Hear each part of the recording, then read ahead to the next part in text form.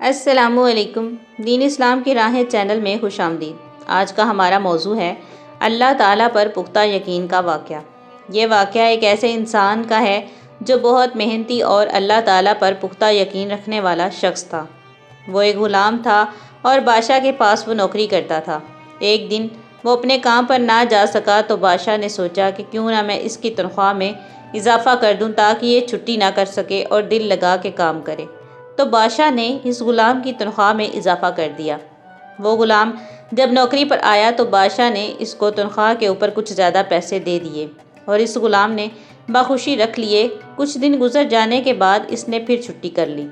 اب بادشاہ کو بہت غصہ بھی آیا اور دکھ بھی ہوا کہ میں نے تو ہمدردی کی مگر نیکی کا کوئی صلہ نہیں۔ تو بادشاہ نے اس غلام کی تنخواہ میں جو اضافہ کیا تھا وہ ختم کر دیا اور وہی کم تنخواہ اس کو دے دی۔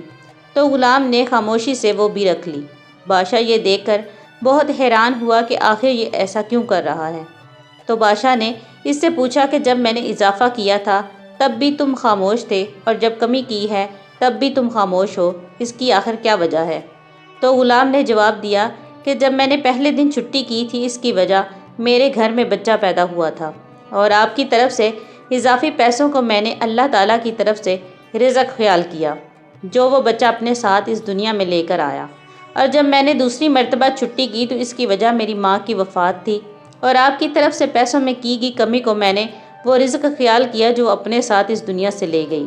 مجھے اللہ تعالیٰ پر پختہ یقین ہے، وہ کبھی بھی کسی کے ساتھ بھی ناانصافی نہیں کرتا۔ پھر جب اللہ تعالیٰ نے رزق کا وعدہ کیا ہے تو میں اس رزق کی خاطر کیوں پریشان ہوں؟ یہ بات سن کر بادشاہ بہت زیادہ متاثر ہوا اور اس کو انعام دیا۔ اس واقعہ سے ہمیں یہ سبق ملتا ہے کہ ہمیں اللہ تعالیٰ پر پختہ یقین رکھنا چاہیے اور اس کے ہر فیصلے کو تسلیم کرنا چاہیے۔